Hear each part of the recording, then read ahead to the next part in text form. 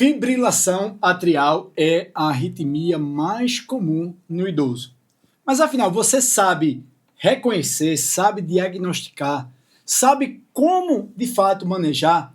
Em quem a gente vai anticoagular? Em qual paciente nós devemos escolher a estratégia de controle de frequência e em quem a gente vai escolher a estratégia de controle de ritmo? Quais as complicações, as consequências da fibrilação atrial? São muitas perguntas e todas elas nós iremos responder agora, nesse novo episódio do nosso podcast. Roda a vinheta!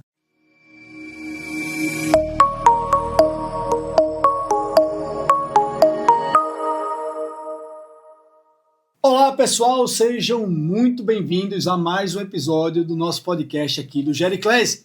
Dessa vez a gente vai falar sobre um tema que eu me assustei quando vi, Rafa, que nós chegamos aonde chegamos com tantos já podcasts e não havíamos escolhido ainda, selecionado o tema de hoje, Rafa. Mas olhe, em sua defesa, Daniel, eu sei que você já fala nesse episódio do podcast há mais de um ano. Rafa, falta gravar fibrilação atrial. Rafa, não falta gravar fibrilação atrial. Tem como fibrilação atrial não ter sido gravado ainda. Bom, mas a espera valeu a pena, porque a gente trouxe ninguém menos, Rafa, do que quem para falar sobre fibrilação atrial. Olha, pessoal, hoje a gente vai receber aqui a doutora Júlia Nóbrega, cardiologista com especialização em cardiogeriatria, que é uma das maiores autoridades, é isso mesmo, uma das maiores autoridades em cardiologia aqui em Recife, em Pernambuco, e a gente tem o prazer de estar aqui com ela.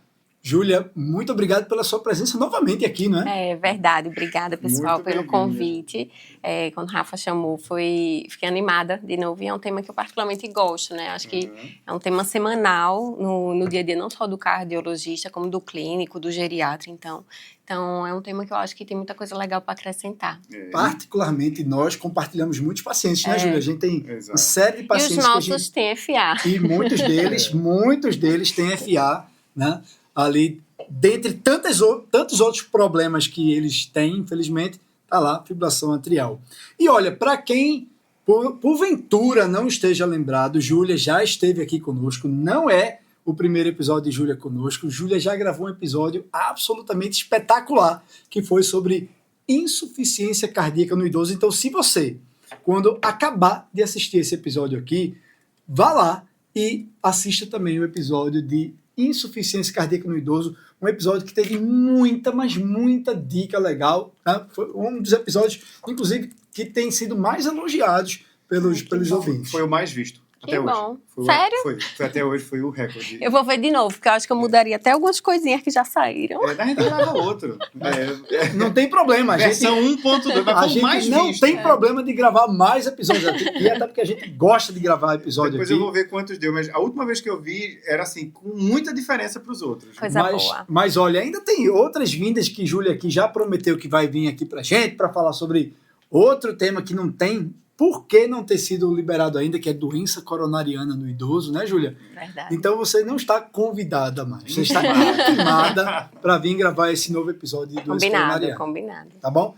Bom, mas o tema de hoje, voltando, é fibrilação atrial, né? E foi bom, Daniel, a gente está fazendo agora, porque em 2025 saiu uma atualização. A última atualização que a gente tinha tido, a última diretriz, tinha sido em 2016. De fibrilação atrial. Foi por isso, então, que a gente adiou o podcast. Cala a boca, né? não foi?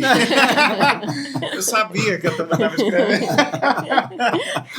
Mas, bom, vamos lá.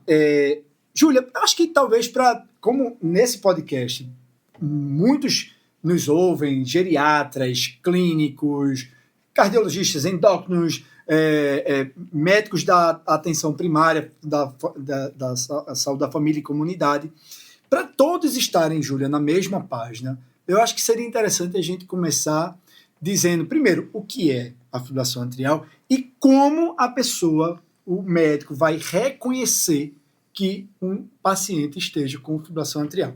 Fala aí pra gente. Certo. Então, lembrando, realmente a arritmia mais comum do paciente idoso.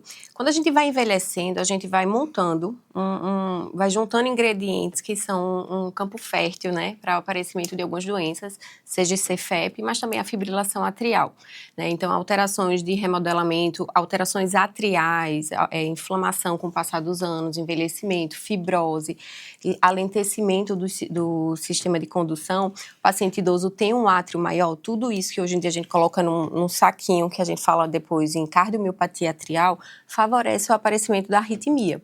E o que é a fibrilação atrial? Nada mais é que o átrio, que deveria ter um estímulo que sai ali organizado do nosso sinusal, ele dispara a frequências muito elevadas em vários locais e não consegue formar um estímulo adequado que tem uma contração, que vai promover a contração atrial, e isso torna o ritmo caótico, né? Então, eu tenho frequência atrial tão alta, né? Ele não consegue organizar num estímulo eficaz, e aí esse estímulo atrial não vai disparar uma contração. O que é que a gente vê no eletro disso? A gente vai ver uma linha de base ou reta, né, ou parece até artefatos, mas a frequência atrial ali é tão alta que é um traçado que a gente não consegue ver ondas P's organizadas, certo? Uhum. Então, uma das dicas é não achar onda P, um ritmo irregular com QRS que não respeitam a ordem. Às vezes, quando a frequência está muito alta, mede direitinho, pega o papel e vê se está irregular mesmo, porque pode ser que pareça regular, mas ele está realmente irregular.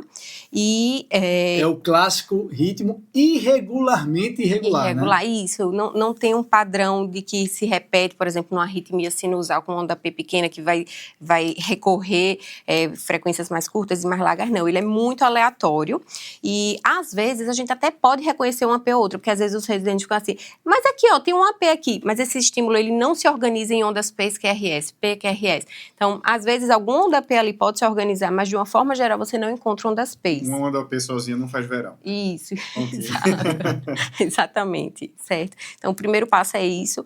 No exame físico, a primeira coisa que você pode perceber é o pulso irregular. Então, inclusive, diretrizes e estudos prévios viram se valia a pena rastreios aleatórios, ensinando a população a medir o pulso, principalmente em pacientes com fatores de risco para fibrilação atrial, como idosos. Acima de 65 anos, ensinar a população a medir o pulso. Viu que a sensibilidade de fazer isso aleatoriamente, esse rastreio, ele tinha um poder muito baixo de detecção. Então, fazer um eletro uma vez na vida ou outra, ele detecta pouco, mas é melhor do que nada. Mas eu acho que ajuda o paciente a se conhecer. Certo? O povo não acha nem o pulso? Mas então, eu sou a favor da educação em saúde, o paciente se conhecer, aprender onde é o pulso, para a gente detectar um batimento irregular, certo? Então, acho que o eletro seria isso, e cada vez mais, né, com os dispositivos, o paciente, ele tem como se avaliar com mais frequência. Vamos falar um pouquinho, então, de epidemiologia. Não, peraí, mas aí não vai falar do diagnóstico agora, não? Ou já? Não, vamos falar um pouquinho de epidemiologia, né, a importância, depois a gente fala sobre como, de fato, é diagnosticado. E por que eu faço questão de falar sobre epidemiologia? Porque existem dados, assim, bem impressionantes, né? A prevalência de fibrilação atrial tem crescido muito. Se diz até, alguns autores dizem que tem existido uma epidemia de fibrilação atrial. E muito disso porque um dos principais fatores de risco para o surgimento de fibrilação atrial é o envelhecimento. Então, se a população está envelhecendo, é esperado você que atende na atenção primária, você que é clínico, você que é geriatra, óbvio, você cada vez mais vai ver fibrilação atrial. Né? Então, se liga aí nesse episódio aqui. Né? E aí, com o envelhecimento, vem alguns fatores de risco que andam de mãos dadas, né? Principalmente, assim, o mais marcante, o que tem uma relação mais clara é a hipertensão, né? Pacientes hipertensos, e não só hipertensos descontrolados, com alterações de órgão-alvo, já com hipertrofia no eletro, que promove alteração atrial, aumento pressórico, distensão do átrio. Então, hipertensão anda de mão dada com fibrilação atrial. Outras coisas, diabetes, tudo que promove inflamação no corpo, certo? Diabetes, obesidade, apneia do sono tem uma relação muito clara com arritmias como um todo, certo? Tabagismo, álcool. Outra coisa, hoje em dia tem se falado, e aí foge um pouco assim da faixa etária, mas tem se discutido muito e talvez ganha até mais visibilidade por não ser tanto o paciente idoso, atleta, né? A gente vive uma época de muito wellness, de fazer muita atividade física, então talvez a fibrilação atrial ganhe faixas etárias que antes a gente não conhecia. Atletas de alto rendimento. Certo? Exercício demais também pode levar... Isso, é o que a gente chama de curva em U. O sedentário tem maior chance de ter arritmia, fibrilação atrial, mas o de alta performance, maratonista, Ironman, eles têm mais fibrilação atrial. Todo domingo ele liga pra mim, fiz 9 treinos essa semana. Pro coração, o meio termo é o melhor. Então, eu fiz 3, os extremos, eu tô aqui exausto, me sinto orgulhoso. Atleta tem um pezinho em fatores de risco cardiovascular. Ele vai para o bem, sabe? Então, e aí alguns influencers, recentemente, a gente teve um caso recente de uma pessoa que tinha uma visibilidade muito grande, que teve fibrilação atrial, e aí a gente às vezes pega cenários com estimulantes também, né, com muito termogênico, de algumas coisas que a gente nem conhece, derivados de anfetamina junto, mas treino em excesso. Álcool é sabidamente um grande fator de risco, né? Não é à toa que as emergências tendem a ser mais lotadas nas segundas-feiras. Mais casos de fibrilação atrial chegam na emergência nas segundas-feiras, né? Verdade. Depois de final de semana enchendo a cara, Isso. na segunda-feira o paciente bate na emergência com fibrilação atrial. Holiday Heart. Isso, a libação alcoólica tem muita relação. Além disso, doença pulmonar, né? Hipertensão pulmonar, DPOC. Isso. Também dá, né? Isso, tudo que sobrecarrega, ali a gente vai ter valvopatias, né? Um aumento do átrio esquerdo também, De tem doença relação. endócrina, hipertiroidismo. Isso, doenças, hipertiroidismo e doenças com algum perfil inflamatório. Então, às vezes o paciente com sepse, hipotiroidismo, as doenças endocrinológicas como um todo. Isso. A tireotoxicose é mais clara de ter relação. O hipotiroidismo pode ter relação com algumas coisas indiretas, com perfil metabólico, com hipertensão, que pode vir associada. E perceba uma coisa, tudo o que a gente falou é modificável com excesso da idade. Então a gente consegue tratar da idade e da genética, coisas. Porque também tem um padrão genético, A gente né? não tinha falado ainda. É verdade. Hoje em dia tem sido estudado um perfil genético de múltiplos fatores de risco, né? Só que o que é que acontece? Quando você vai ver, o paciente tem pai e mãe que tiveram fibrilação atrial, mas às vezes são octogenários, pacientes mais longevos, mas tem histórias de irmãos. Eu tenho uma família que a avó tinha, a filha tem, e dessa filha, dessa avó, uns 5 tiveram mais jovens. Então, hoje em dia tem se estudado até alguns marcadores genéticos, a própria LPAzinha, como talvez um marcador genético de maior risco de fibrilação atrial. É o Pig-Way? Qual? Lipoproteína A.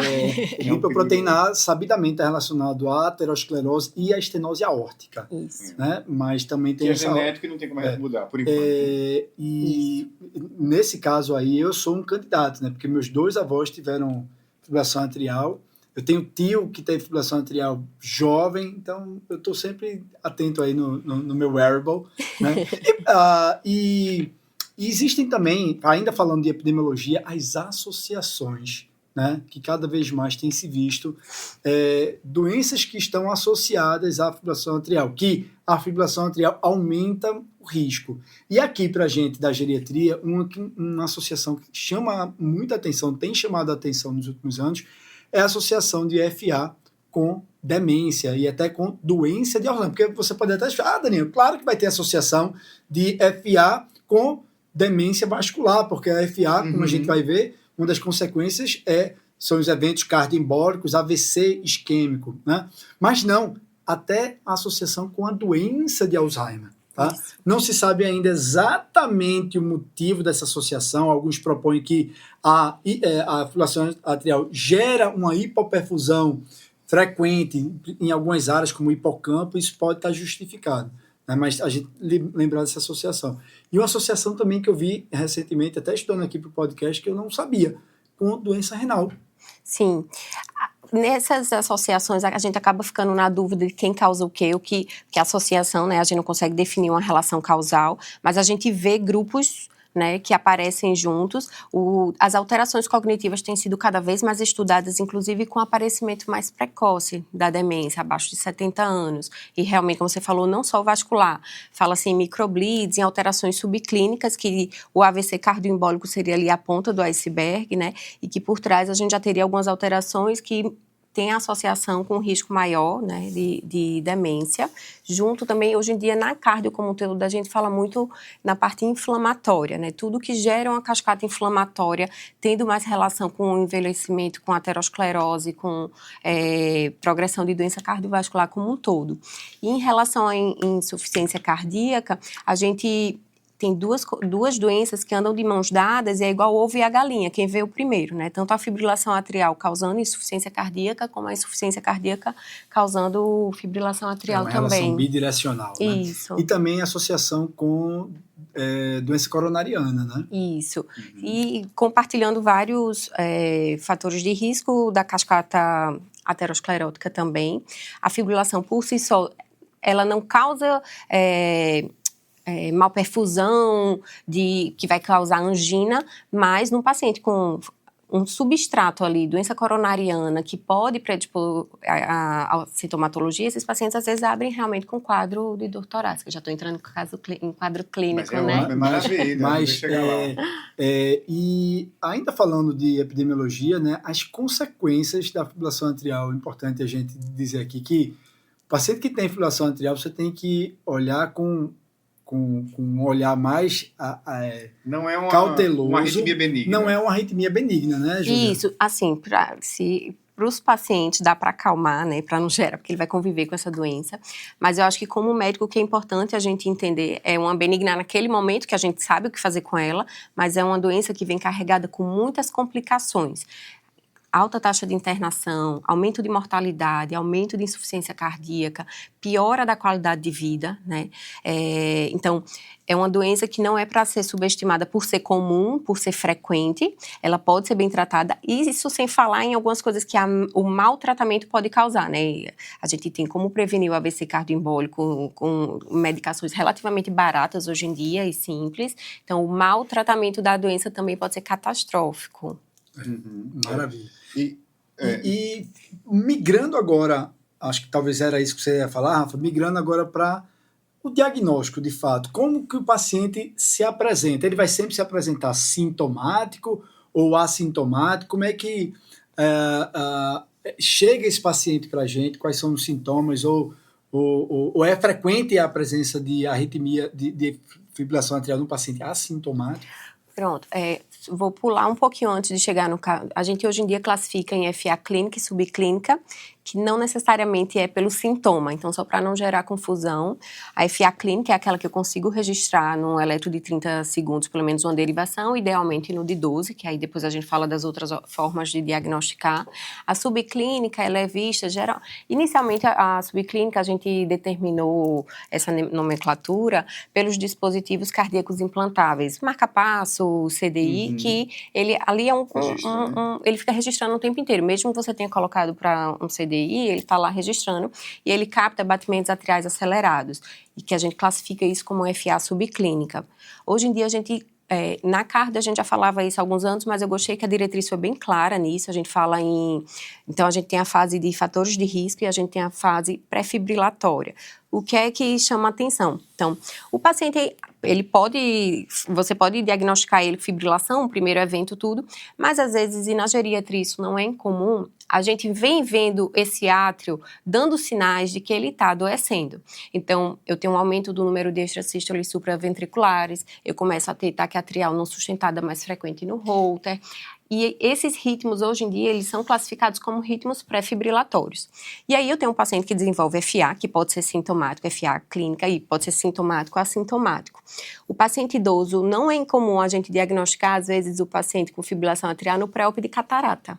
O pré-op de catarata, para o cardiologista, ele é mamata de ser feito, porque a gente praticamente não contraindica ninguém se tiver compensado, mas ele é uma grande porta do paciente chegar ao sistema de saúde. O paciente não pisa no médico. É uma janela de oportunidade. Exato. Então, a gente descobre estenose aórtica, importante, descobre eletro, porque ele vai fazer eletro e vai passar para o exame físico. Pela primeira vez na vida, ele viu um cardiologista. Isso. Então, são as situações assim que a gente descobre várias coisas graves, potencialmente graves, e o motivo foi um pré-op de catarata, que aí ele foi atrás, porque ele não está enxergando e quer operar, e aí a gente descobre. Então, tenho vários pacientes que descobriram fibrilação atrial assim, pré-op de alguma cirurgia e fez eletro.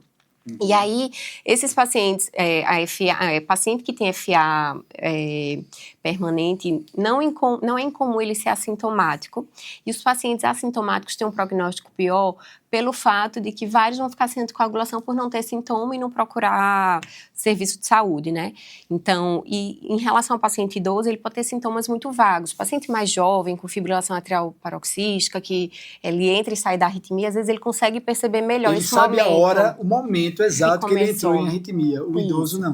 Você só escuta essa frase no pronto-socorro de um paciente mais jovem. Doutor, eu estava fazendo tal coisa e senti o coração disparar. E veio todo bagunçado. No idoso, não. Às vezes é uma sonolência, uma queda. Uma fadiga, delírio, desorientação, falta de ar, síncope. Então, o paciente idoso, tontura, né? Ele tem sintomas mais vagos e, às vezes, o diagnóstico acaba passando batido.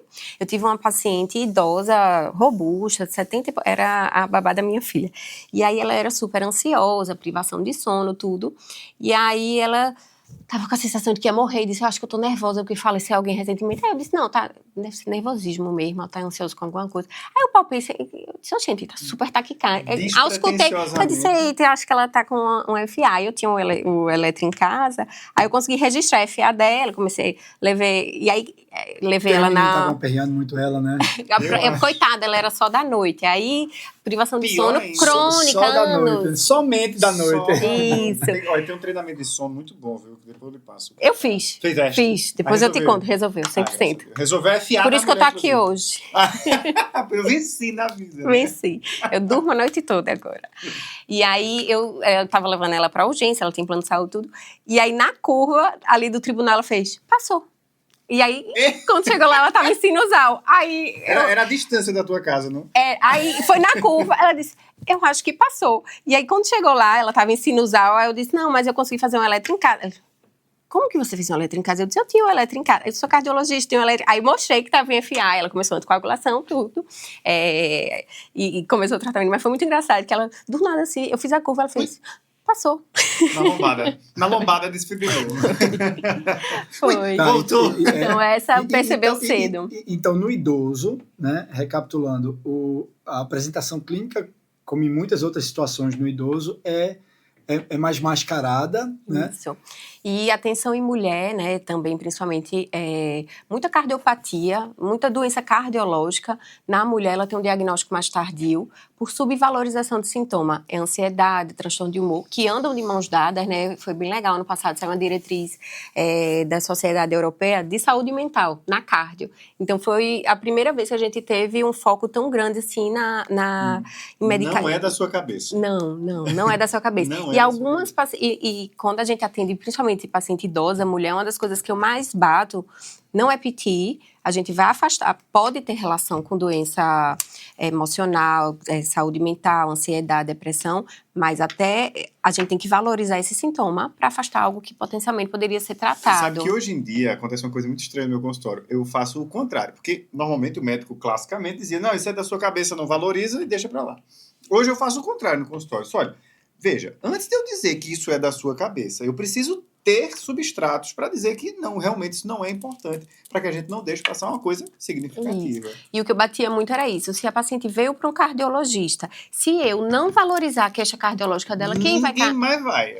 Exato. Então, não é incomum eu diagnosticar agonias e era fibrilação atrial, não era crise... fulaninha... Eu tenho pacientes muito ansiosas, mas que tinham fibrilação atrial. Só para todo mundo entender o que é PT, é o mesmo que Pantin, certo?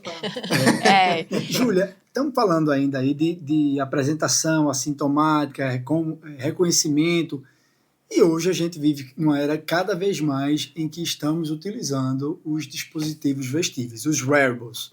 Isso. Fala um pouquinho pra gente aí, qual que é a utilidade de wearable, qual que é a sensibilidade, especificidade, devemos acreditar?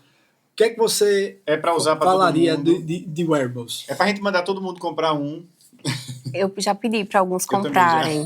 ele tem sido eu interpreto os wearables como grandes aliados, né? A gente tem estudo, a gente ainda não tem estudo avaliando o desfecho clínico, eles mudando desfechos clínicos. Mas, por exemplo, principalmente os smartwatches que a gente tem sensibilidades e especificidades muito boas de detectar ritmo irregular, provável fibrilação atrial. Principalmente os que pedem para você fazer o eletro também, porque ele tem duas formas de avaliar. Uma deles, ele avalia a variação do seu pulso, mas o outro consegue fazer realmente uma derivação. Ficando o dedo, faz D1, né? Isso. E ele auxilia muito, principalmente num local onde a gente não tem os dispositivos de implante de avaliá-lo. Por exemplo, um paciente fez um AVC, eu não tenho à disposição nem no privado com facilidade, nem no serviço público de saúde, de colocar um looper. Nos Estados Unidos, eles têm uns patches, que é tipo um looper de 1 mês, que a gente não tem aqui. A gente tem looper, que eu posso colocar por mais tempo, posso colocar por menos tempo, e tem um holter de 7 dias, que não é tão fácil de fazer. Tem poucos lugares que tem condição de fazer isso. Então, os wearables ajudaram muito da gente conseguir vigiar esse paciente por mais tempo. Lógico que eles têm artefatos, o paciente tem que estar em repouso, alguns deles têm até interferência com algum eletrônico perto. Então, assim, a gente não vai substituir ele para ser o padrão ouro de diagnóstico, mas ele auxilia. Então, alguns pacientes que a gente não consegue flagrar o motivo da palpitação, porque quando a gente pede um holter, a gente está vendo um dia na vida daquele paciente, a não ser que seja uma arritmia muito comum, com frequência vai passar batido. E eu já tive casos disso, vários holters, a gente aumentando a frequência, chegou um ponto que eu disse, a gente implanta um looper, antes de implantar o looper, vamos fazer o seguinte, compra um smartwatch. Não deu 15 dias, ela flagrou a arritmia. Uma vez eu cheguei na casa de uma paciente, Júlia. Só custou 4.500, 5.000 reais? Não, tem uns de Samsung, 1.500, menos de 2.000. Eu tenho alguns que são padronizados. Não são todos. Tem uma listinha com os modelos que tem essa acurácia boa. Isso. Mas eu cheguei na casa de uma paciente, Daniel, 98 anos, eu cheguei lá, uma visita domiciliar. Isso tem uns 2 ou 3 anos. Aí ela tava com palpitação, com mal-estar e tal, que eu peguei na mão dela, frequência cardíaca alta, o ritmo irregular, eu disse, rapaz, isso deve ser um FA. Eu estava com o meu Apple Watch, eu tirei do meu, coloquei no braço dela, toque aqui, segure aqui, não sei o quê, pum, FA. Tá claramente FA, eu tenho até hoje ali para botar. E aí, isso, olha, tá em FA, alta resposta, vamos pro hospital. Ela ficou louca. Essa foi uma das que eu mandei comprar. Eu tenho um neto que mora na França, eu vou pedir para ele trazer. E tem uns até que nem são relógio, né? Que tem os dispositivos que coloca associado ao celular, que aí ele consegue dar até 6 derivações. Então, ele... 6 o que eu uso, ele dá 6 derivações. Ele é desse tamanho, fininho. Não, ele é para você parar e fazer. Você coloca ele na perna e os 2 dedos, e aí ele faz as periféricas todas. Ele só não dá as precordiais. Então, é excelente. Isso. Como ele é? Ele é desse tamanho, o card é bem fininho. Tu anda com ele na bolsa. Esqueci de trazer, eu ando com ele na bolsa, eu faço visita domiciliar com ele. Passa pra gente colocar na descrição aqui do episódio. Pronto. E aí a gente coloca aí na descrição do... Tá uma imagem, já tá a imagem. Todo mundo já viu, só não viu a gente, porque o editor tá dizendo que vai botar. Isso, é o card da Live, é o que dá mais derivações, dão as 6. Dá? É com os K, a Live Core, eu acho. Eu comprei, nos Estados Unidos ele é $99. É mais barato do que os Rafa, já pede aí na Amazon pra gente. Pede 2 aí. É muito bom pra visita domiciliar. Bota aí. Porque o eletro é um trambolho, né? Um monte de fio, um monte de coisa pra você sair andando. E é rápido. Não, ele dá 30 segundinhos então na hora. Já comprei. É super bom. 2, pede 2. Eu comprei 2. E aí, eu tenho pacientes que já têm muita intimidade e eles mesmos aprendem a fazer isso, até para ficarem mais tranquilos. Eu tenho uma que é muito ansiosa, que fica o celular dela apita sempre que ela tá taquicárdica, ela vive fazendo taquicardia sempre sinusal e com artefato. Então, em alguns momentos... E ela fica me mandando e eu tô sempre dizendo, tá normal. Eita, arritmia. Então, mas auxiliou muito nisso. Maravilha. E, bom, vamos lá. Então, já vimos como reconhecer, já vimos... Antes da gente passar para as consequências e para o manejo propriamente, é importante a gente falar aí um pouquinho, Júlia, dessa... Você estava começando a falar das sintomas, mas existe aquelas descrições de FA persistente, FA paroxística... traz para a gente à tona aí. Ela é bem didática. Mas serve mais para a prova, a minha impressão. Boa, gostei. No dia a dia não faz muita diferença na minha vida, mas ela tem essa classificação, né, de paroxística, de que se você reverte em até 7 dias, você vai ter a persistente de longa duração, e hoje em dia a permanente, que é quando você decidiu que não vai mais tentar controle de ritmo. E ainda classifica algumas pós-ablação, que aí depois da ablação a gente fala. Eu perguntar e eu não sabia responder. FA paroxística, comendo de 7 dias, FA persistente. Prova adora isso, mas assim, na prática, a gente nunca... Isso não vai fazer diferença. Eu vou colocar no e-book. Isso não vai fazer diferença. Esse aqui está sendo produzido no e-book, viu, Júlia? Isso não vai fazer diferença na condução, como a gente vai ver mais adiante. Ela vai em algumas tomadas de decisão, mas a impressão que eu tenho é que, assim, não adianta eu ficar rotulada nesses termos, porque, por exemplo, quando eu diagnostico, eu não estou sabendo muito quando foi. Eu acho que é didático e serve para organizar, mas assim, eu não quero que isso afaste você dominar um tema, porque você não consegue decorar coisas que no seu dia a dia não vai ser isso o grande divisor de água. Claro. Porque eu acho que quando a gente tenta deixar tudo muito didático, vai surgindo informação, igual epônimo, tem um horror epônimo, porque vai afastando de coisas que são realmente importantes. Quando eu diagnostico, eu não sei há quanto tempo essa FA tá. Pra gente se amostrar, né? Isso aqui eu sempre gostei de coisa muito comum, assim, por isso que eu fui pra cardio. Eu gosto de hipertensão, de doença muito frequente. Dizem que a ortopedia da clínica... Você é reumato. Não, eu obrigado a reumato. Bom, então, maravilha. Passando agora para o que é o assunto mais quente que a turma vai... presta atenção, porque agora se você estava ainda cochilando, agora você não pode abandonar aqui o podcast, tá?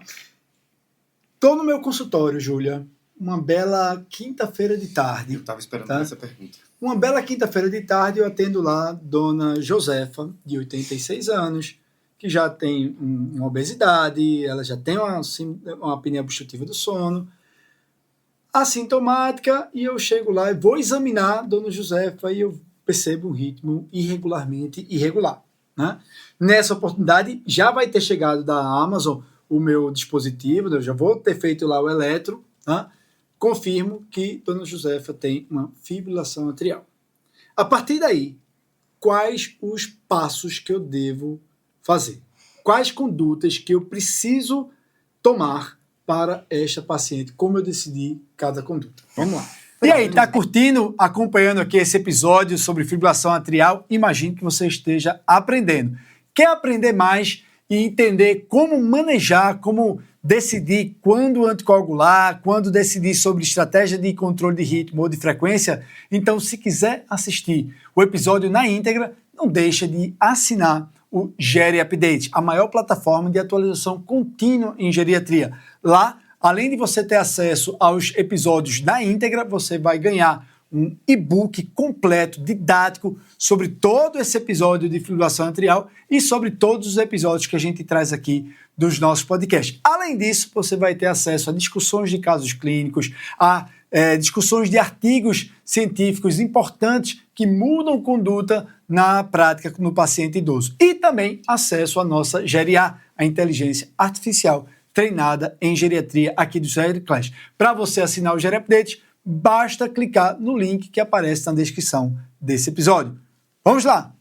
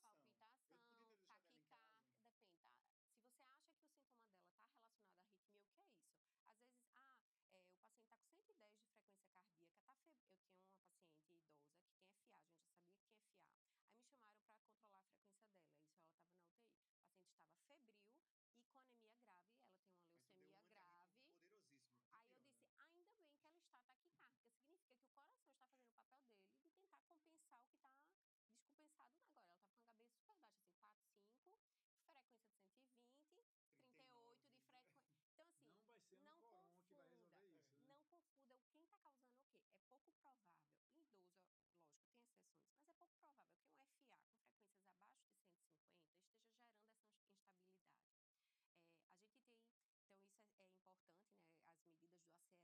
gente tem, então isso é importante, né? As medidas do ACLS, de quando eu vou cardioverter, manejo agudo desse paciente. Quando é que eu digo que o paciente está instável pela FA, então? Pronto.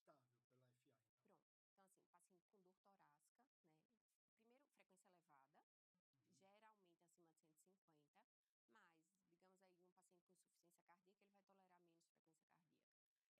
Primeiro, frequência elevada, geralmente acima de 150, mas, digamos aí, um paciente com insuficiência cardíaca, ele vai tolerar menos frequência cardíaca. Que eu não tenho um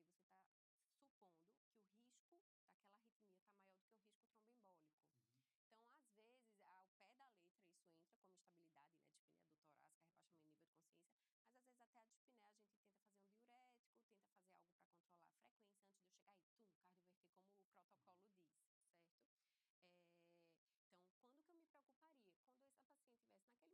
ao pé da letra isso está instável.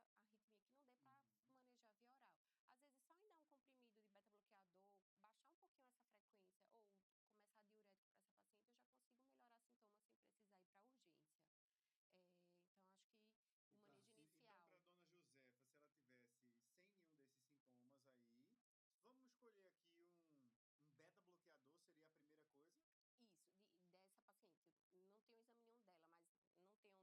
você está supondo que o risco daquela arritmia está maior do que o risco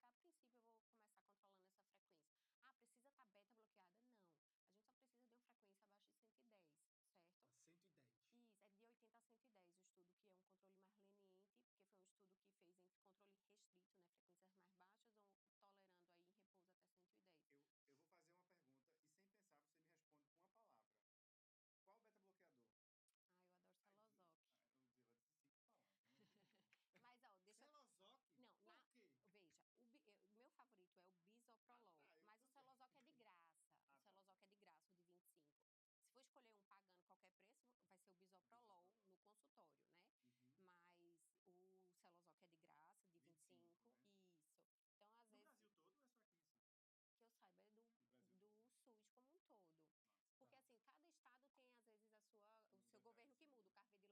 Isso. Então, às vezes... No Brasil todo ou é só aqui em Recife? Que eu saiba é do SUS como um todo. Porque, assim, cada estado tem, às vezes, o seu governo que muda. O Carvedilol era de graça em São Paulo. Aqui não é. Então, eu gosto muito do Bisoprolol, se eu puder escolher, né? Mas Celozoc, no contexto agudo, se eu precisar controlar a frequência, de preferência vai ser ou o Metoprolol ou o Esmolol. O Esmolol é excelente, é mais caro, mas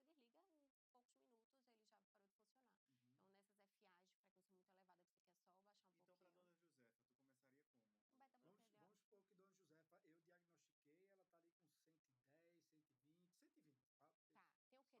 paciente ficou hipotência, desliga,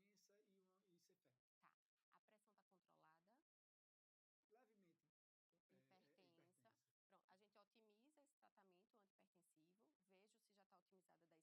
muito elevada, que você quer só baixar um pouquinho. Então, para dona Josefa, tu começaria como? Vamos supor que dona Josefa, eu diagnostiquei, ela tá ali com 110, 120, 120. Tá, tem o que de comorbidades? Obesa, hipertensa e cefé. Tá, a pressão tá controlada?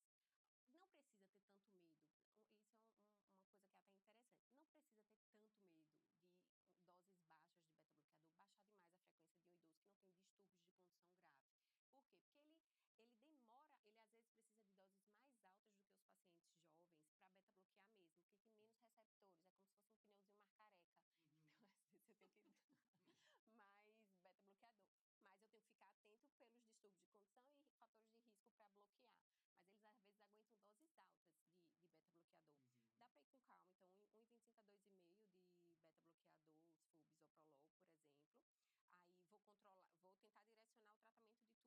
mesmo, porque tem menos receptores, é como se fosse um pneuzinho marcareca. Então, às vezes você tem que dar mais beta-bloqueador. Mas eu tenho que ficar atento pelos distúrbios de condução e fatores de risco para bloquear. Mas eles, às vezes, aguentam doses altas de beta-bloqueador. Dá para ir com calma. Então, 1,25 a 2,5 de beta-bloqueador, se for o Bisoprolol, por exemplo. Aí, vou tentar direcionar o tratamento de tudo ao redor. Se ele tiver e ver esse coração. Se ele tiver asma, verapamil, diltiazem. Veja. Se tiver asma grave e tiver compensado, eu ainda vou de Bisoprolol. É mesmo? É raro eu usar. Sendo bem sincera, é exceção eu usar verapamil e diltiazem. E aí, a gente então, conversou... eu prescrevi o meu beta-bloqueador para dona Josefa, pedi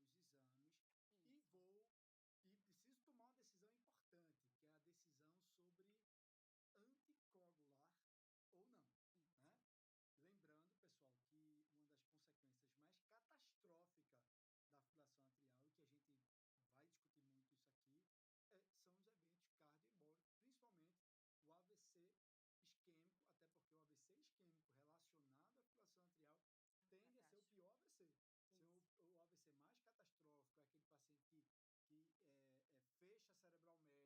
AVC. Ser o AVC mais catastrófico é aquele paciente que fecha a cerebral média, né, que tem um prognóstico bem pior. Né? Então, eu preciso decidir se esse paciente eu vou ou não vou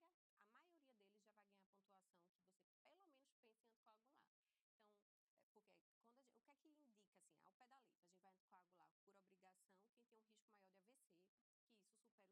Mas, geralmente, quando a gente lida com o paciente FA, eu procuro o motivo, se eu não for, eu tenho que estar muito embasado se eu não for. É exceção eu não anticoagular. Por quê? Pela faixa etária, a maioria deles já vai ganhar pontuação que você, pelo menos, pense em anticoagular. Então, porque o que é que indica, assim, ao pé da letra? A gente vai anticoagular por obrigação quem tem um risco maior de AVC, que isso supera o risco de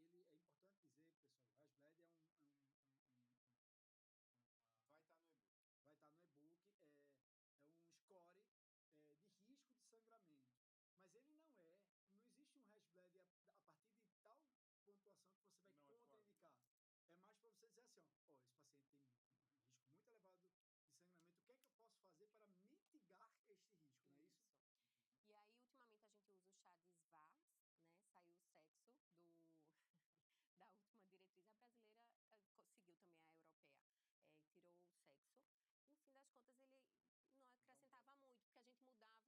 A brasileira seguiu também a europeia, tirou o sexo. No fim das contas, ele não acrescentava muito, porque a gente mudava se for feminino ou não, então era inútil, né? Pela conduta. Não fazia sentido. Exato. Então, a gente vai usar o Chades-VAS, vamos chamar Chades-VASC, mas é sem a letra. E aí, o que é que acontece? Paciente idoso vai ser exceção você não anticoagular, porque ele de cara ganha um ponto, se ele for entre 65 e 74, a não ser que você considere idoso mais novo, mas de cara ele vai ganhar isso. Aí, se ele for hipertenso, IC, diabético, qualquer outra coisa, ele vai ganhar ponto. Quem que a gente anticoagula? A gente anticoagula provavelmente qualquer pessoa diferente de 0, mudando o nível de evidência. Por que isso? Júlia, não está escrito que é só acima de 2. Não, acima de 2 é nível 1 de evidência de que você vai anticoagular. 1 ou mais, você vai pensar o risco-benefício de anticoagular. Os nossos, é raro a gente ter esse dilema, porque os nossos pacientes, se for acima de 75 anos, ele já é 2, certo? Se for um pouco mais novo, mas tiver qualquer comorbidade, aí sim. Então, o que eu digo você vai ter que argumentar bem quem você não vai anticoagular. É exceção. Você vai ter que se explicar, né? Vai ter que se explicar, porque a tendência sou eu anticoagular quase todo mundo. Mas, doutora Júlia, o residente chega para você e diz, ele é muito caidor. Esse idoso cai demais. Se cair e bate a cabeça, a culpa é minha. Isso. Tem um estudo que é clássico, assim, que toda aula de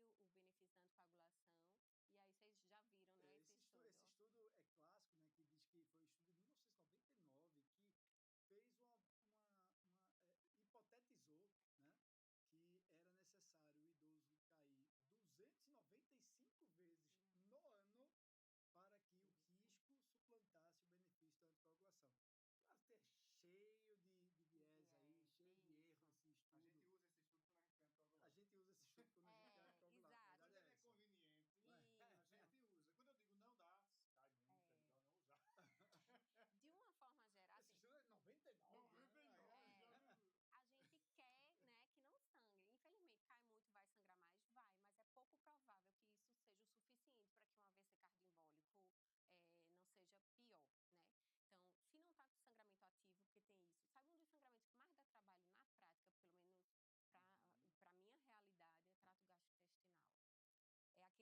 cápsula, é não sei o quê, e uma agulha. E é angiodisplasia que você, no fim das contas, não. Os que eu tenho que não estão anticoagulando atualmente são por esse motivo. Angiodisplasia, que a gente não acha o local de sangramento. Eu tenho uma paciente que eu brinco com ela, ela é mais nova, eu disse, ela olha para o anticoagulante, ela já sangra.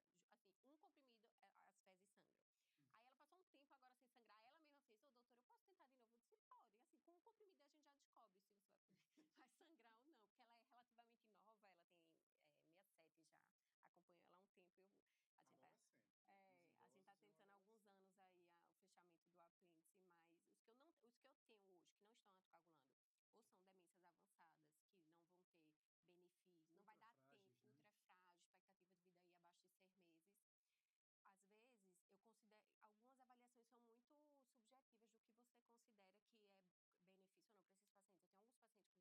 benefício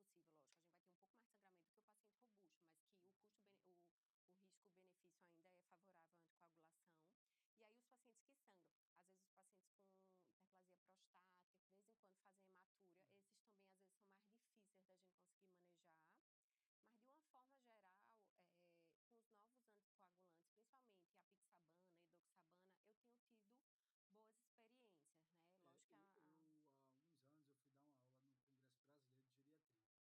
anticoagulam. Quem anda, eu geralmente anticoagulo, porque eu acho que perder isso já piora muito o cuidado. Então, os pacientes com demência que andam, mesmo sendo frágeis, a gente tem evidências robustas de que anticoagular paciente frágil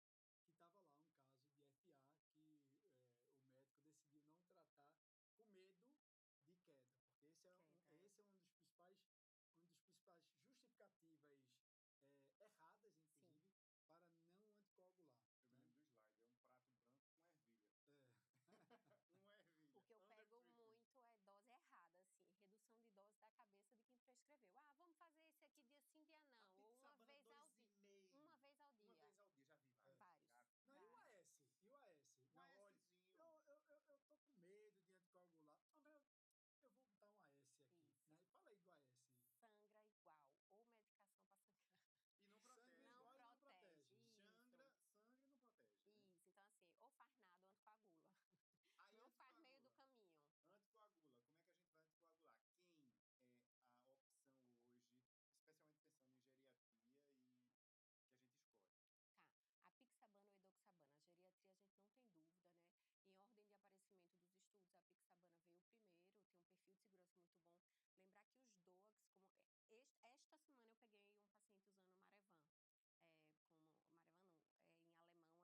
especialmente pensando em geriatria e que a gente escolhe? Tá, a apixabana ou edoxabana, a geriatria a gente não tem dúvida, né? Em ordem de aparecimento dos estudos, a apixabana veio primeiro, tem um perfil de segurança muito bom. Lembrar que os DOACs, como esta semana eu peguei um paciente usando o Marevan. Como Marevan não, em alemão é um derivado cumarínico, porque ele é alemão, ele está anticoagulando há 15 anos, provavelmente parou de ir para o médico por algum motivo. Não, mas lá eles são muito conservadores. Eu tenho um paciente também que veio lá da Alemanha e ele fazia o danado do cumarínico desse. Só que ele tá 1 ano sem colher um INR. Será que é o mesmo paciente? Depois você me diz o nome dele. E aí, esses pacientes, o DOAC, em comparação ao Marevan, é uma excelente medicação, só é muito trabalhosa. Tanto é que é difícil ele apanhar em estudo. Excelente para quem? Ele é excelente para os estudos. Sim. Ele é difícil de apanhar, porque eu digo que é uma medicação por si só excelente, porque os estudos, ele não perde, é difícil ele perder em estudo, mesmo ele não sendo 100%, não funcionando em 100% do tempo. Então, a gente chama TTR, que é o tempo dentro da meta, né?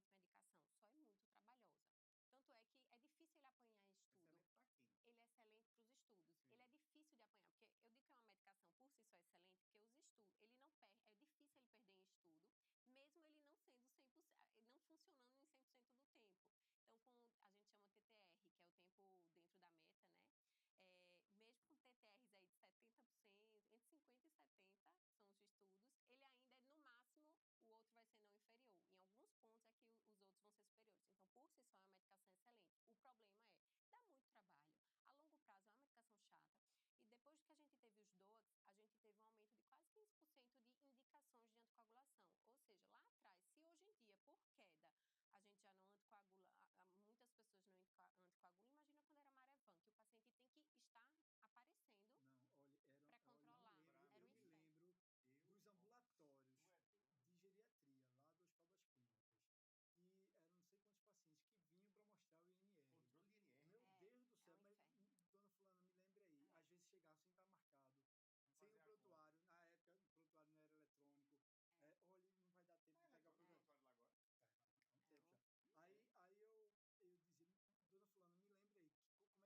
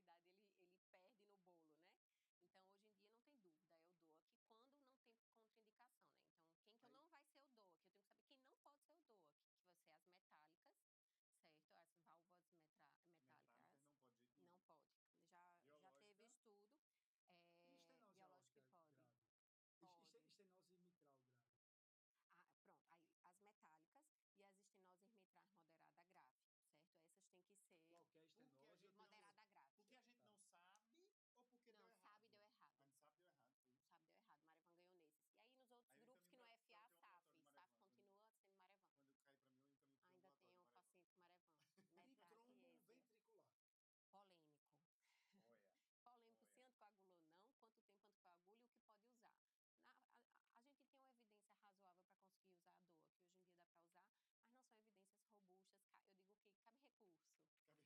E quanto tempo vai anticoagular também?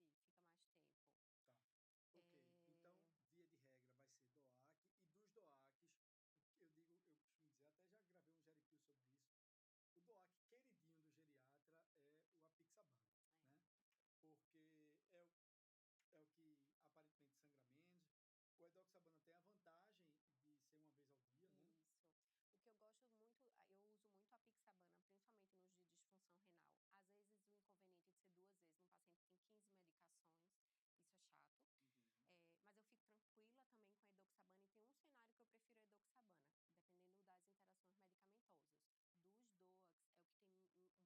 DOAC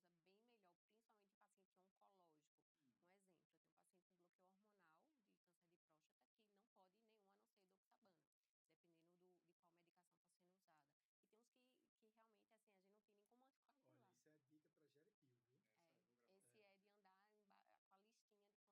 do geriatra é o apixaban, né? Porque é o que aparentemente sangra menos. O edoxabana tem a vantagem de ser uma vez ao dia,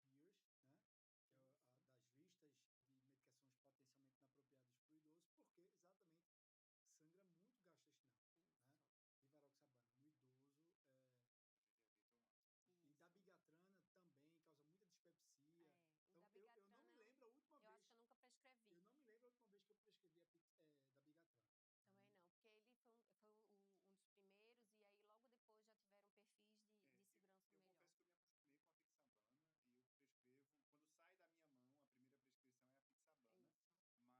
está sendo usada.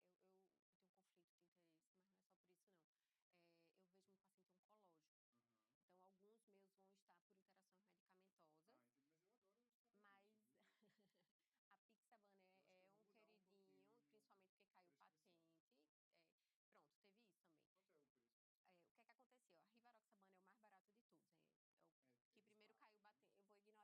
assim, a gente não tem nem como anticoagular.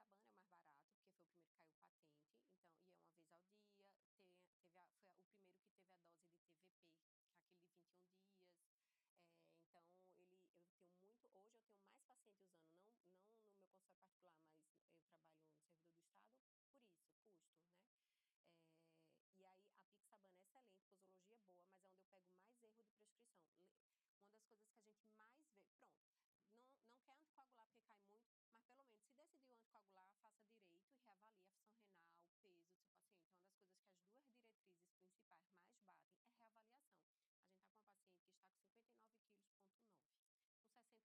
oncológico. Então, alguns meus vão estar por interações medicamentosas. Entendi,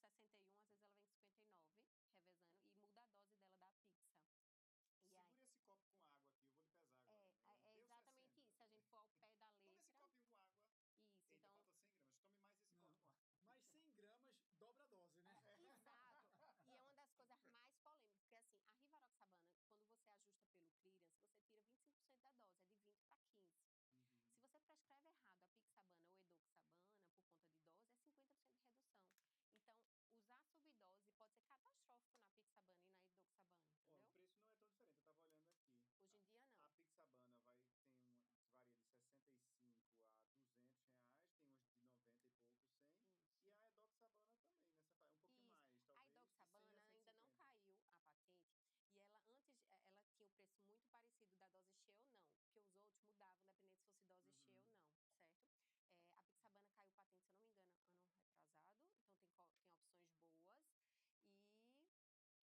eles estão abaixo de 200 reais, a maioria.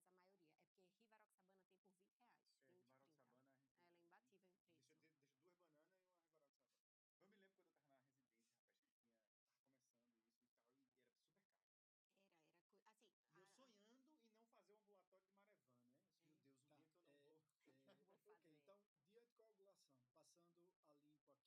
Meu Deus, dia que eu não vou... vou fazer. Ok, então, de anticoagulação, passando a limpo aqui, DOAC para a grande maioria dos pacientes, exceção não ser DOAC, exceção não anticoagular, exceção não ser DOAC, exceção você não fazer no idoso a pixabana ou edoxabana. Com essas nuances que você disse aí, a edoxabana no paciente oncológico que está fazendo terapia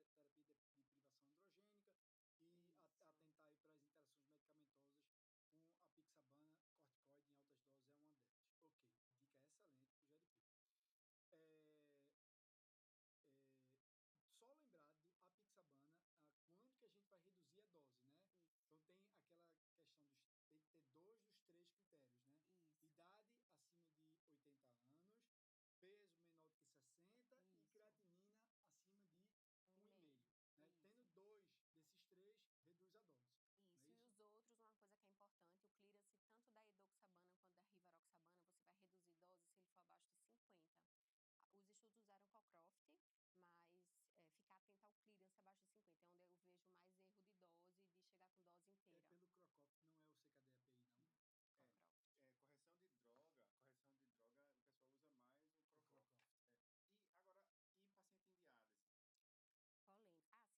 vejo mais erro de dose, de chegar com dose inteira. É pelo Crocop, não é o CKD-API, não. Correção de droga, o pessoal usa mais o Crocop. E paciente em diálise? Polêmico. Sim, só uma coisa que também eu vejo errar muito em rivaroxabana. Rivaroxabana tem que ser após refeição. No estudo foi após jantar, mas isso reduz quase 30%. Ela é muito dependente de absorção com alimento. Ela precisa do alimento para ser absorvida por inteiro, senão é uma redução assim que pode chegar até 40% de perda de efetividade. Então tem que ficar no pé após disso. A alimentação. E se o cara chegar com o rivaroxabana, vamos trocar para pixabana? Veja, ontem mesmo eu troquei mas foi por um motivo. A paciente usava há 15 anos a rivaroxabana, né, o Xarelto, e ela disse, doutora, meu médico disse, o geriatra adora essa frase, que nunca mais eu poderia parar essa medicação. Porque ela teve 2 embolias. Eu acho que quem usa mais é o cardio. Não, tô dizendo, vocês adoram reclamar que a gente usa, porque o cardio usa muito essa frase. Meu médico disse, essa estatina aqui é pro resto da vida, missa de 7º dia. E aí, ela tava tendo muito... Eu tive que trocar, porque o clearance caiu, e ia ter que trocar a dose de todo jeito. E eu não tinha trocado antes, porque ela usava isso há 15 anos, e tava bem, nunca tinha tido sangramento, nada. E, apesar de não ser a melhor opção, uma medicação que a paciente estava apegada a ela há muitos anos, e era uma vez ao dia. E aí, ela começou a ter muito sangramento hemorroidário, e tive que ajustar. Eu disse, não, agora eu vou aproveitar e já vou trocar mesmo. E aí, lembrar disso, né, dos critérios da interação, e lembrar uma dica que também passa batido, que às vezes a gente quebra um pouquinho a cabeça, paciente com cirurgia bariátrica, dependendo de onde foi a cirurgia, de onde é a anastomose, a maioria dos DOACs não vai ter uma absorção boa. Então, ficar um pouquinho de olho nisso, principalmente rivaroxabana, certo? Mas paciente pós-cirurgia bariátrica de não sei quanto tempo, Y de RU, principalmente, fica um pouchzinho pequenininho e a anastomose lá embaixo interfere. Ao pé da letra, os estudos mandam Marevan, mas na prática a gente acaba adaptando e aí evitar também a rivaroxabana. Tá, ok. Agora, uma pergunta que não quer calar. Vamos supor que esse paciente aí que veio da Alemanha está usando lá o Coumarin há 20 anos, né, por conta de um FA, e não era uma contraindicação ao uso do DOAC, não tem válvula metálica e tudo mais. Kruger, que passou. Mas ele vem muito bem, obrigado, nesse período, não teve evento cardioembólico, tem a adesão ao Coumarinco, ok, faz o INR dele bonitinho, ele adora ir para o laboratório para colher sangue, ele adora. Eles usam um portátil lá. E aí, o timing range tá ótimo. 100%. Sempre com INR bonitinho, entre 2 e 3. Vou trocar o Coumarinco desse paciente. Tá muito bem, obrigado, por um DOAC ou não? Eu já vi esse trabalho. É polêmico. Recentemente a gente teve um trabalho que avaliou exatamente isso, mas que tem algumas críticas metodológicas. A gente tem embasamento hoje para deixar quieto quem está bem nesse cenário, né? Que está muito bem, principalmente idoso frágil. O trabalho ele veio foi um dos poucos trabalhos assim que recentemente veio diferente do que vinha tendo de resultado dos outros, né? Que esses pacientes tiveram aumento de mortalidade e ficaram piores quando trocou para o DOAC. Mas é um trabalho que foi interrompido precoce, que não tem uma plausibilidade biológica que justificasse, então ele entra aí como um asterisco. Se o paciente está muito bem e gosta, ok, mas eu sempre vou respeitar a decisão do paciente. Ó, eu tenho essa opção aqui, também é segura, certo? Eu não tenho hoje paciente nesse perfil, assim, frágil, muito bem controlado com INR, que precise continuar com Marevan. Porque tem muita interação alimentar. Ele não pode ter um resfriado que... Ele tem um resfriado que descompensa tudo. Então, assim, apesar da gente ter... Comeu uma couve, mamãe! Apesar da gente ter um estudo recente avaliando esse paciente e a tendência é você manter no Marevan, tem muitas críticas no estudo, então, assim, não estaria errado você trocar para o DOAC, certo? Do ponto de vista prático, né?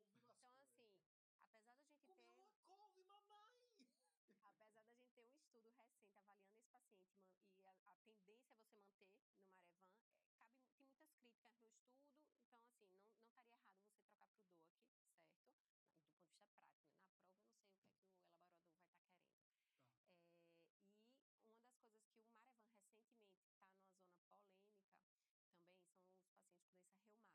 que não seja estenose mitral. Então, teve um estudo recente, a gente tem evidência de prótese biológica resolvida, a gente pode usar rivaroxabana, o estudo foi com rivaroxabana, que não seja metálica, mas se a etiologia dessas valvopatias for doença reumatológica, febre reumática, Marevan teve benefício. E a gente ainda não traz, não sei se o acompanhamento médico frequente, a gente não sabe o motivo, mas o Marevan foi melhor em paciente com etiologia reumática, mesmo que sejam outras válvulas. Tá. Eu tenho três perguntas, não sei se é o que você vai agora. Drogas antiarrítmicas, ablação Certo. e o negócio da auriculeta.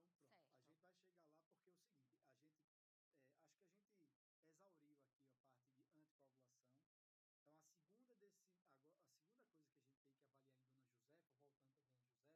Certo. A gente vai chegar lá porque é o seguinte, acho que a gente exauriu aqui a parte de anticoagulação. Então, a segunda coisa que a gente tem que avaliar em Dona Josefa, voltando para Dona Josefa, é para Dona Josefa. Eu decidi que eu vou anticoagular, ela já saiu ali com a Pixabana, porque, por coincidência, Dona Josefa tirou do bolso os exames dela, eu já vi função renal, já vi tudo, eu já decidi ali naquela consulta que ela tinha indicação de anticoagulação. Se ela não tivesse os exames, eu deixava ela ir para casa com a FA dela sem Se eu não fazer tiver nada. nenhum, é raro o paciente não ter nenhum exame do último ano. Eu não começo, às raro, vezes, mas sem ter a acontece função muito. renal. Eu não começo anticoagulante sem Não, ter claro. sequer uma função renal. Porque eu não consigo nem Vá ver a ali na dose. esquina, Isso, faça e volta com o amanhã... exame. Ok, Tá. Ok, beleza. Mas eu decidi, Dona Josefa, eu tinha substrato suficiente já para decidir sobre a anticoagulação, prescrevi a Pixabana dela, tudo bem. Aí, a outra conduta que eu preciso tomar no consultório vou escolher em Dona Josefa a estratégia de controlar ritmo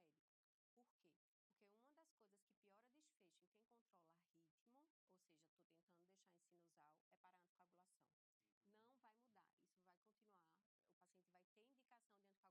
Certo. Antes de dizer qual eu vou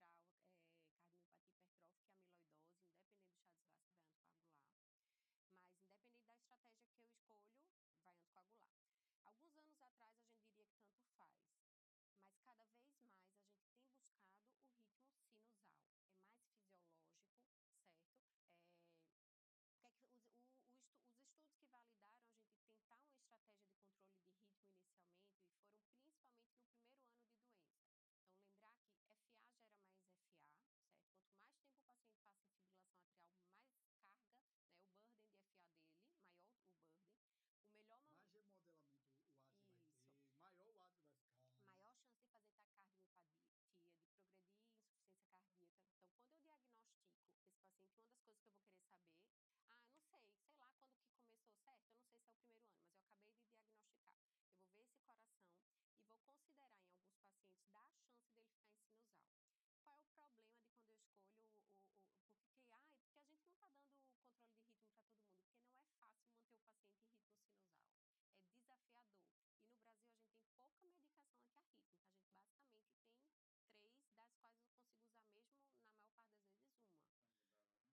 Sotalol, vai ter alguns que vão poder usar, não segura bem. Quem segura a arritmia mesmo dos 3 é a amiodarona. Que num paciente novo vai passar a vida toda usando, porque os efeitos colaterais são a longo prazo. Ou de intervenção, ablação, que aí em alguns pacientes vai ter indicação, a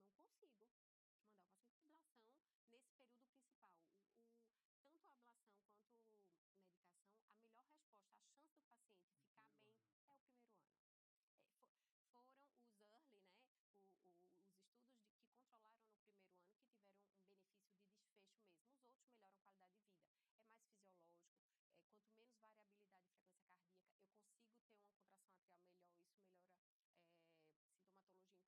de nível de consciência, de cognição. Então, a gente dá a chance do paciente. Quem que às vezes eu nem tento? Um átrio enorme, já remodelado, paciente com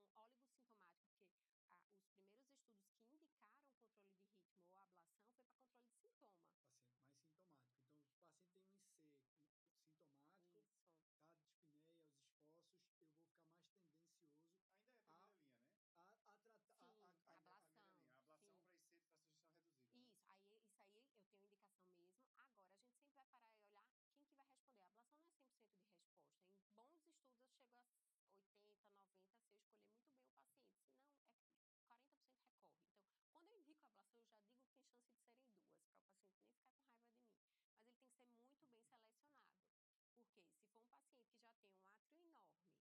que já tem um átrio enorme, já tem SFA há um tempão, é oligosintomático, já é idoso, então Muito frágil. Dona né? Josefa, muito frágil. Lembrar que a ablação não é um procedimento que você faz num minutinho e dá tudo certo, não. Tem alguns fatores de risco, é um procedimento muito seguro,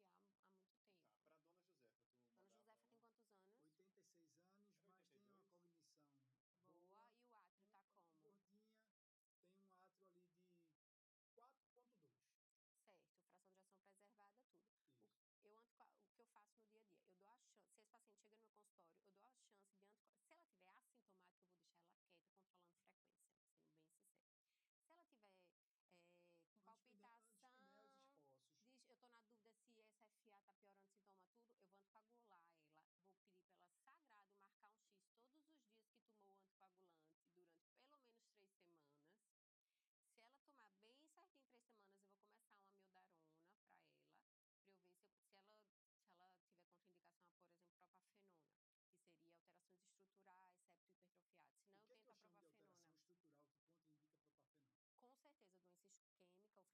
Boa. E o átrio tá como? Gordinha, tem um átrio ali de 4,2. Certo, fração de ação preservada, tudo. Isso.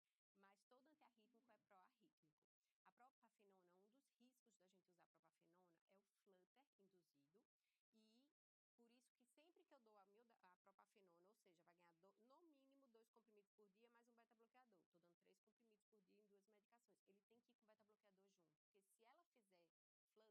de se ela tiver assintomática, eu vou deixar ela quieta, controlando frequência, sendo bem sincera. Se ela tiver com Antes que né, os palpitação, esforços. eu tô na dúvida se SFA tá piorando sintoma tudo, eu vou anticoagular ela, vou pedir para ela sagrado marcar um X todos os dias que tomou o anticoagulante durante pelo menos 3 semanas. Se ela tomar bem certinho 3 semanas, eu vou começar uma amiodarona para ela, para eu ver se ela tiver contraindicação a, por exemplo, propafenona, que seria alterações estruturais, septo hipertrofiado. Senão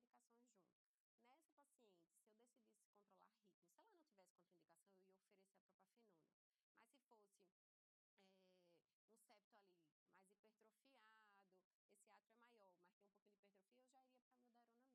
estrutural que contraindica propafenona? Com certeza, doença isquêmica ou fração de ação fração de ação abaixo de 40, você só vai poder ir para amiodarona, certo? Fração de ação preservada, não é doente isquêmico, nunca infartou, não tem, porque todo antiarrítmico, ele é pró-arrítmico, certo? Eu tô só escolhendo a arritmia melhor dele, mas todo antiarrítmico é pró-arrítmico. A propafenona, um dos riscos da gente usar a propafenona é o flutter induzido e por isso que sempre que eu dou a propafenona, ou seja, vai ganhar no mínimo 2 comprimidos por dia mais um beta-bloqueador. Estou dando 3 comprimidos por dia em 2 medicações. Ele tem que ir com beta-bloqueador junto, porque se ela fizer flutter, eu tenho que dar alguma medicação para que esse flutter não seja conduzido 1 para 1. Então, por que eu uso tão pouco propafenona?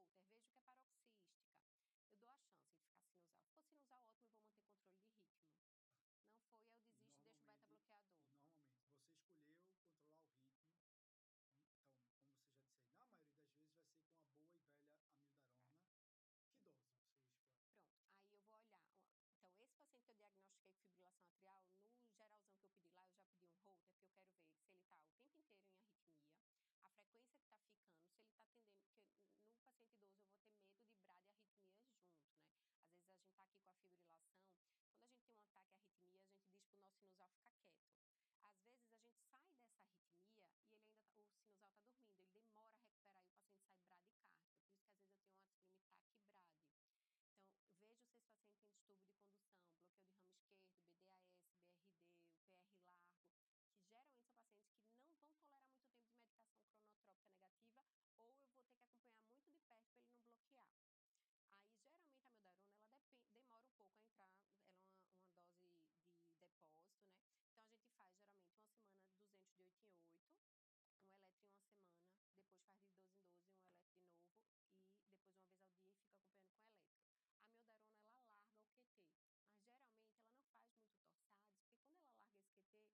apesar dele estar mais largo, a gente tolera ele corrigido até 500 com a amiodarona. Ele não é tão pró-arrítmico, as alterações eletrofisiológicas dele são mais estáveis do que outras medicações que alargam o QT. Então, a amiodarona a gente tem que ficar vigiando esse QT, pelo menos depois. E, se possível, diminuir outras medicações que alargam o QT, né? Exato. Tá usando citalopram, uma dose mais alta. Azitromicina, claritromicina, às vezes a paciente faz profilaxia aí 3 vezes por semana crônico, com algumas dessas, isso. E aí vigiar esse QT. Se eu escolher a propafenona, vamos lá. Todos os antiarrítmicos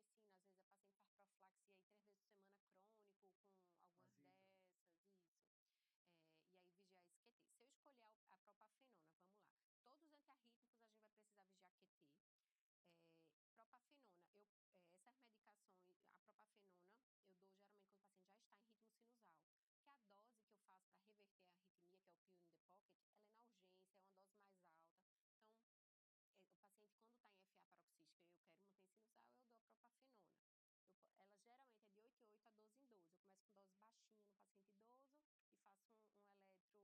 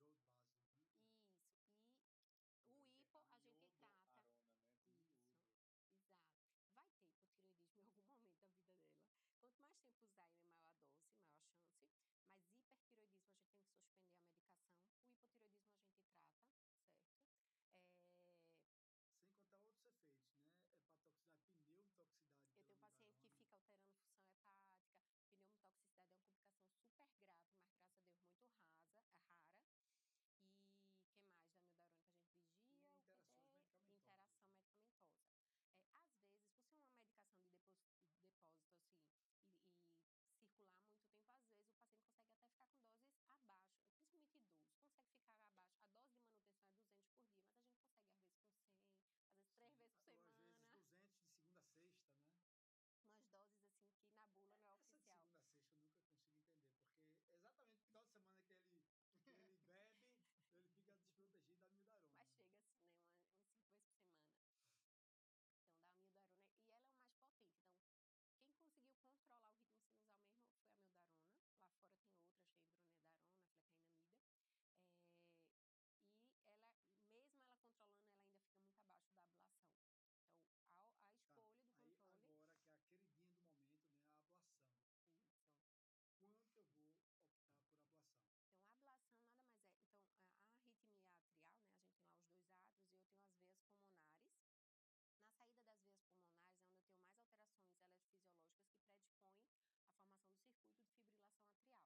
E ela, mesmo ela controlando, ela ainda fica muito abaixo da ablação. Então, a escolha do controle... Aí, agora, que é a queridinha do momento, né?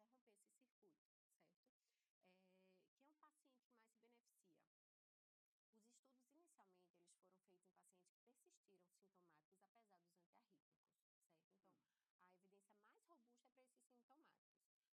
lá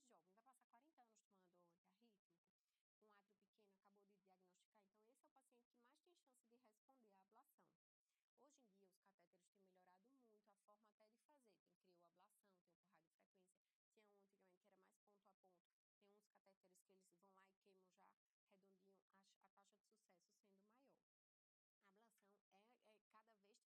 2 átrios e eu tenho as veias pulmonares. Na saída das veias pulmonares é onde eu tenho mais alterações eletrofisiológicas que predispõem à formação do circuito de fibrilação atrial. Então, a ablação é você ir lá ao redor e fazer uma cicatriz para interromper esse circuito, certo? Quem é o paciente que mais se beneficia? Os estudos, inicialmente, eles foram feitos em pacientes que persistiram sintomáticos apesar dos antiarrítmicos, certo? Então, a evidência mais robusta é para esses sintomáticos. Mas a preferência, por exemplo, paciente jovem, vai passar 40 anos tomando antiarrítmico, com átrio pequeno, acabou de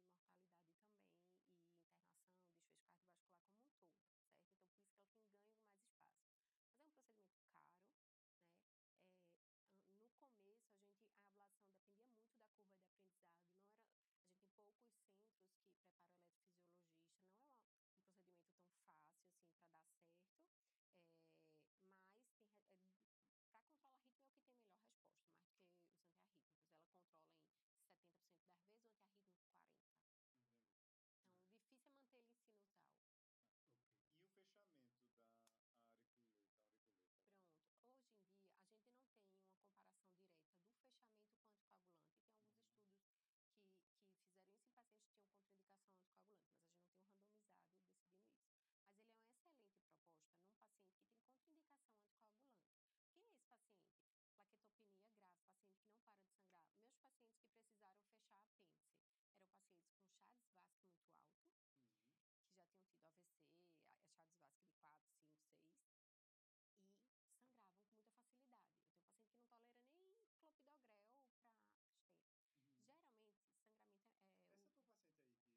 No começo, a ablação dependia muito da curva de aprendizado. A gente tem poucos centros que preparam eletrofisiologista. Não é um procedimento tão fácil assim para dar certo, mas para controlar ritmo é o que tem melhor resposta, mais do que os antiarrítmicos. Ela controla em 70% das vezes, o antiarrítmico 40%. Entendi. Então, difícil é manter ele em sinusal. Okay. E o fechamento da auriculeta? Pronto. Hoje em dia, a gente não tem uma comparação direta do fechamento com anticoagulante. Tem alguns estudos que fizeram isso em pacientes que tinham contraindicação anticoagulante, mas a gente não tem um randomizado decidindo isso. Mas ele é uma excelente proposta num paciente que tem contraindicação anticoagulante. Quem é esse paciente? Plaquetopenia grave, paciente que não para de sangrar. Meus pacientes que precisaram fechar apêndice eram pacientes com Chades-Vasque muito alto, que já tinham tido AVC, Chades-Vasque de 4, 5, 6, e sangravam com muita facilidade. Eu tenho um paciente que não tolera nem clopidogrel para esteira. Geralmente, sangramento Essa tua paciente aí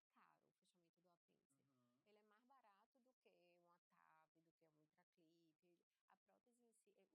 uns 3 anos que eu pedi o fechamento do apêndice. Ela seria uma candidata? Ela é, porque a gente já tentou várias vezes. Ela não achou o sangramento do trato gastrointestinal dela, provavelmente angiodisplasia. Tá judicializando aquela confusão. E aí, até hoje, ela não fechou. E não é caro o fechamento do apêndice. Ele é mais barato do que uma TAV, do que um intraclip. A prótese em si, o apêndice atrial é uma região do átrio onde a maioria dos trombos estão. Hoje em dia se estuda até se o formato do átrio é mais protrombótico ou não. Existe tem em asa de galinha, em biruta, tem um monte de nomezinho do formato do apêndice. E aí ele vai lá e coloca uma prótese e induz a formação de um trombo e oclui esse apêndice.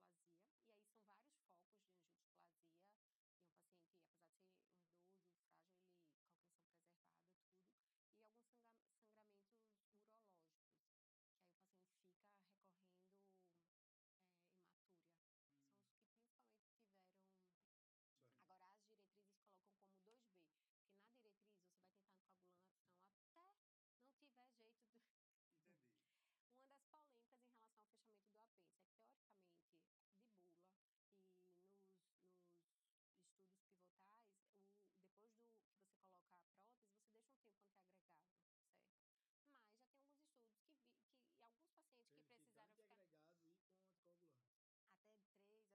enquanto cicatriza, porque ainda tem um risco protrombótico. E rezando o terço todo dia. Pois é. Só que aí o paciente que você colocou, porque está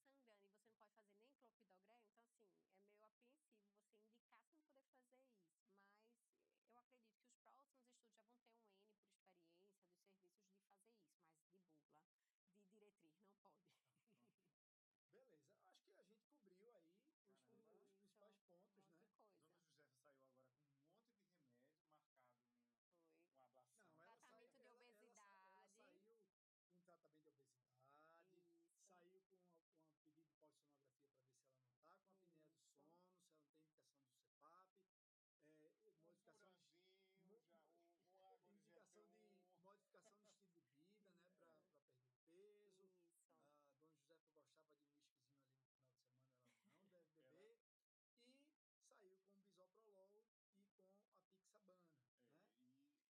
Beleza, acho que a gente cobriu aí os principais pontos, né? Dona Josefa saiu agora com um monte de remédio marcado com ablação.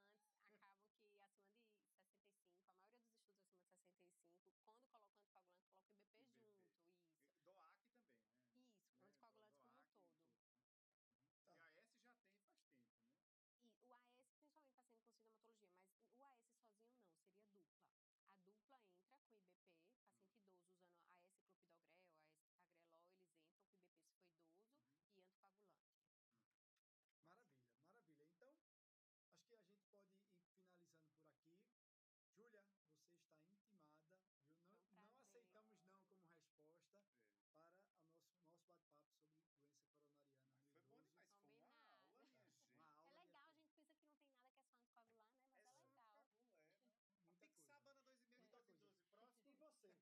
E você, se gostou, se curtiu, se aprendeu, não deixa, claro, de começar a seguir, acompanhar a gente aqui, já dá o like, acompanha o nosso perfil aqui, né, no seu agregador de podcast que você prefere escutar. Compartilha este episódio com seus colegas que você entende que vão se beneficiar desse conhecimento, desse aprendizado também. Combinado? E acompanhe a gente também nas nossas redes sociais.